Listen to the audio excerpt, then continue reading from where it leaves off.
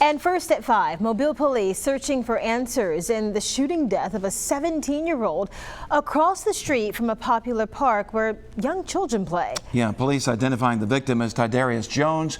The shooting happening on Rickerby Street, that's just off Dauphin Island Parkway.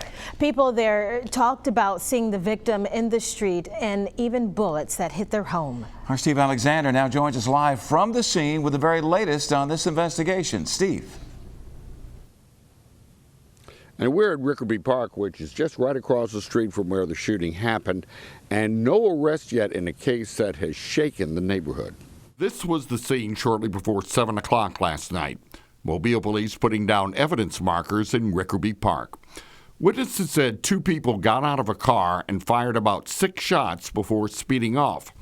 The victim, 17-year-old Tydarius Jones, had been shot several times. I've seen him out there playing basketball before. I didn't know him. Vernon Coleman, who lives next door, has a couple of bullet holes in the side of his house. We were sitting eating dinner and heard all the gunshots and gun about to run through the window, stuff.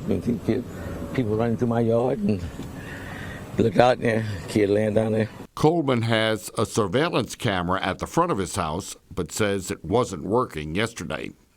Maldothea Harmon lives around the corner and says she didn't know the victim.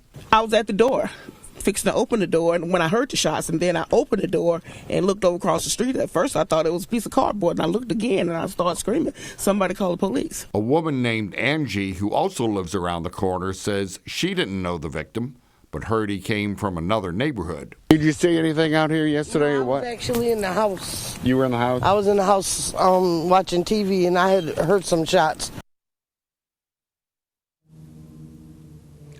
Now, many young people play here at Rickerby Park, and that has led people in the neighborhood who live here to be concerned not only for themselves, but also their children who do play at the park. We will talk to them coming up on your only local news at 5:30. Reporting live, Steve Alexander, Fox 10 News.